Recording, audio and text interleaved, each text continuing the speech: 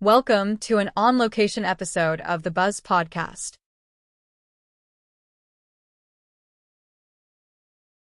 Mike Mosquito here this week in Nashville at ViVE 2025. Without my co-host, my wonderful co-host, Maureen Nylane. I'm missing her deeply, but we're here to talk about marketing and marketing excellence with marketing leaders from companies on the floor. I'm looking forward to this conversation, and I hope you enjoy. Hello, everyone. Mike Mosquito here at ViVE 2025 with a wonderful group of executives in marketing for healthcare. Let's introduce ourselves from left to right for you. Hi, I'm Jaime Lira. I'm with Clinical Architecture. Amy Oliver, Panda Health. Larry Kaiser, Optimum Healthcare IT. Aaron Hillman, Philips, Enterprise Informatics.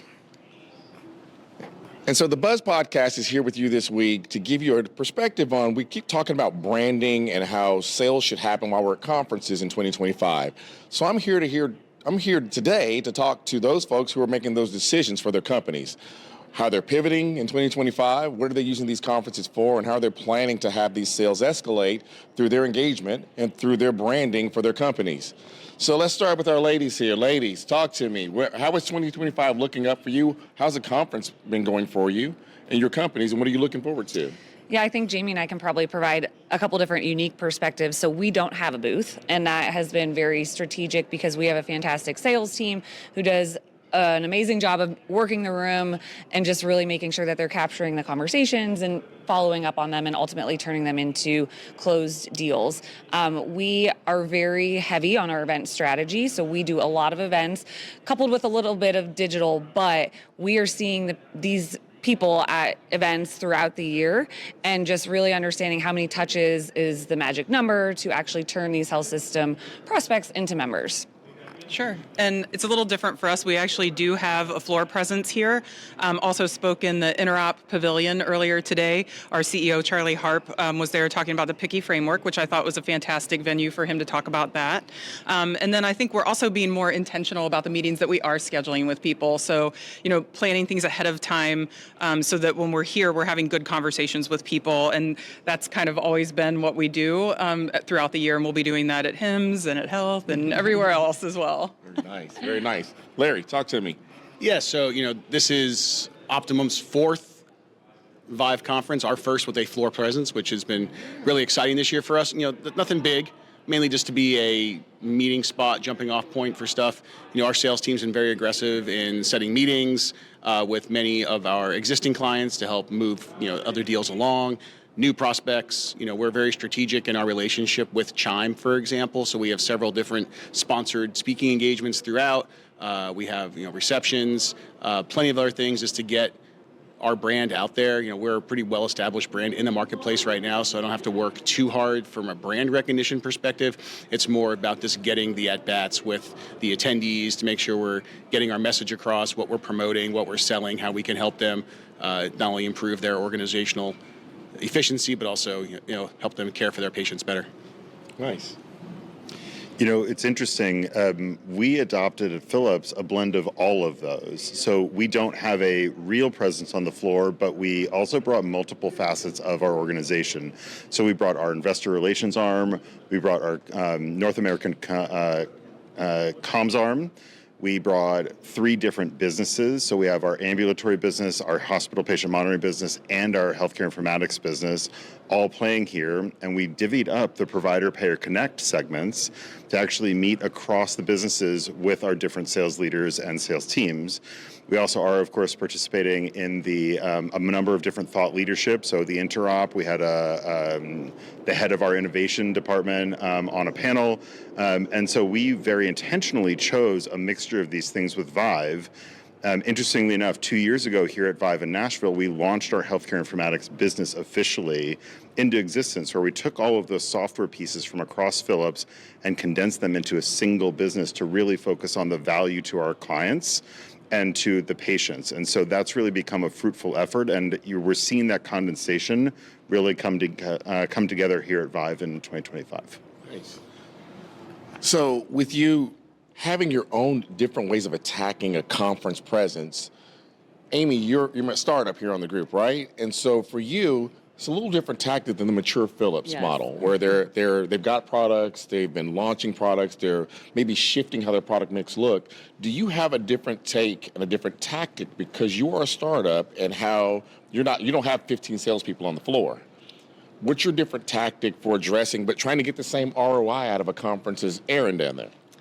I think at an event like this, we certainly don't have a Philips budget, but it's really maximizing what we do. And, the relationship with Chime is so key.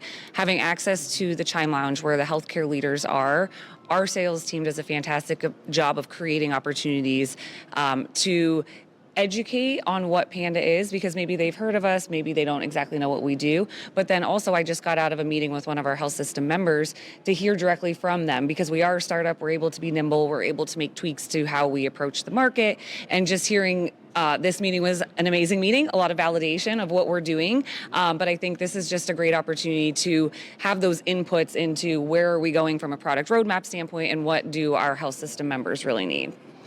So as you're investing, all of you, in different events that are happening throughout the week, I was at your event last night. You had a great attendance. What value do you see out of these supplemental events, the evening events, and investing in those, Larry? What do you see coming out of those? We find that those face-to-face events are the most important aspect of our marketing strategy when it comes to events, whether we're doing ViVE or HIMSS or Epic UGM or Chime Fall Forum, all those different things. Those in-person events are the key to our success, whether that's done through a sponsorship. So last night's event, we sponsored the Chime executive reception. So we are the only vendor in the room with that. We are very much involved with Bill Russell and the 229 event. So there was a meetup yesterday, and when I negotiate that, I'm the only vendor of my type in the room, and I have multiple of those throughout the year. Right. So we're always very cognizant of the fact that we want to be in the room when our competitors are not there, where we're the sole voice of people who come there. And we invite our clients. We rely on the advocacy those clients are putting out there of the work we've done for them to work with other people, other peers, because we know, right? The CIOs in the world, in healthcare, in any industry, they could care less what marketing says. But when one of their peers calls them up and says, "Has company A done this for you?" Right. And they say, "Yes, they have, and they did a fantastic job, and let me tell you why." That's why it's so important. So those in-person events, I'll be at HIMSS in 2 weeks, and we're doing one there, and we'll do one probably 3, 4, 5 more times this year. And it's well worth what it costs to do that. And our entire sales team buys into that. Our entire organization buys into that. And it's not to keep those people in a room for multiple hours, right? They can come on flow. Come for 10 minutes, have a drink, have a conversation, have a nice night. I got my point across. We're good to go. That's important. Could I interject for a moment? So it's interesting, and I agree, the face-to-face touches are, of course, the most important part, and for an event strategy, it's how we think of it, of course. Being a medical device manufacturer, we have to be very cautious and conscientious about how we bring those people together. And so sponsoring a single event for us is a little bit of a challenge on occasion. So we can't do quite what you do, but we sponsor ViVE in that respect. So we were really proud to welcome everybody to ViVE in 2025. And that's how we look at all of our engagements, what we'll do at HIMSS, what we'll do at Health, what we'll do in Europe, and how we approach it globally for our event strategies, getting those touches, but also find ways to bring people into the space, into the thought leadership, and to have our teams connect with them after that. Yeah, that's important. And again, I heard, Jamie, you're actually going to be at HIMSS as well. We're all going to be there on that Sunday. Tell me about your strategy for HIMSS, because you're leaving here on the heels of coming out of here running 2 weeks, and then you're on site. Sure. Yeah, you get plenty of breathing room, so I'm not sure why marketing would ever stress over. I mean, you got a cookie cutter template, right? It's all good. And one thing that's different for us at ViVE this year is we just joined Chime 2 weeks ago, so we're brand new Chime members. Thank you. And it's really been. I've got a lot of feedback, great feedback from our CEO and one of our salespeople who've been attending some of the Chime only events and meeting some people. And actually, it's not necessarily meeting people, but it's seeing people that they already know, and it's that extra touch. It's like, oh yes, we're a Chime member now. So it's kind of nice for that layered approach too. Yeah. Thank you. Thank you. And then as far as HIMSS goes, that's a zoo. So our booth is even bigger this year. We have a 40 by 40 with a full. You have a city. Yes, we have a theater in our booth, and we are going to have 11 different speaking sessions happening during that 2.5 days. And we have clients that are coming in to share case studies. We have partners coming in talking about the partnerships that we've established with them. And then we have other thought leadership partners that are coming in to talk about all facets of data quality. So we have a lot going on at HIMSS, and invite you all to come to the clinical architecture booth. It sounds like you have room for all of us and our families. What I like to add, is that each event is different, right? I mean, as you've seen at ViVE, right? This really replaced the Chime Spring Forum that used to exist. So here you have, from a healthcare perspective, your decision makers are here, right? HIMSS is probably more decision influencers, right? So I don't necessarily approach the reception any differently, but we know the conversations that we're going to have are going to be different. And I think that's the key thing, because we don't have a booth at HIMSS. We did one time, way back in 2018, and we learned a lot from that, one of which was there's not really a place for companies that do what we do at ViVE, at HIMSS, I mean. But we have a meeting space where we'll schedule meetings and book meetings there and so forth. And again, we'll do the reception. But sometimes those receptions are not just clients, they're your strategic partners. That's right. And we have several of those. So they came to our reception last night, and those same organizations, but different people, will come to the HIMSS one and so forth. And again, it's just about networking and, That's solid. That's solid. I think also it just depends on the level of maturity and your customer base. So at a prior role, I had a 60 by 80 booth with 20 by 20 meeting rooms. So we had 5 meeting rooms, and they were just packed. The amount of money that I spent on HIMSS was just wild. But it was also not just the floor space, it was all the surround events where it's like we were trying to tap into the payer market. I did a lot of international marketing, so we sponsored all of their different international forums. So I think there is a way for everyone, especially at an event like HIMSS, where whatever your goal is, you can likely achieve it if you are able to maybe be creative or strategic or have the budget. And that is key. And Aaron, I think same thing. You've got zero problems with budget. Yeah. Well, Zero. Phillips, you're Phillips. well, so we're a little more cost conscious than we used to be, and once again, I think actually we're a very real blend of all of the marketers standing here at HIMSS in particular. And I think what's interesting is they're bringing back some of that executive presence on the first day of HIMSS before the show floor opens. And so, like Amy, we'll have in-booth sessions and we'll have presentations and we'll do thought leadership, but we also submitted for earned speaking sessions and panels from our executive presence perspective. And so we'll be there on that first day with key people having conversations before even the show floor opens.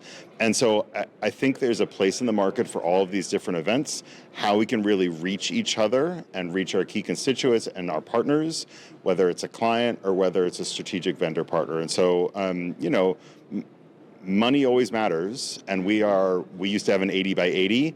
We're now down to a 50 by 50 this year. 60% reduction is significant, but we've jam-packed it. And so likewise, come and see us, join us, have some fun. We'll see you all there. Let the solicitation begin. Yeah. So as you say, folks, for those that are listening that haven't been to a show like Chime or ViVE or HIMSS, one of the bigger shows, this is how you get around using your money wisely at multiple locations. How do you pack that booth? How do you make sure if you're going to have a larger booth, you're using it, preparing it for it before you get there? If you're a smaller company, you're being strategic about how to use those dollars. You got the mix in between where, yes, we're sticking our toe in for the first time, but we're being very pointed in how we want to be showcased in the room. And so that's why I have these executives of companies meet with me today, because the Buzz Podcast is about bringing information that you need to know, you need to hear. It's a roadmap. And that roadmap is for you to use so you can find your way. And I thank each one of my guests on the show today for helping me bring this message to you. So again, I'm Mike Mosquito at ViVE 2025 in Nashville with thebuzzpodcast.net, and we look forward to seeing you again soon. Thank you. See ya.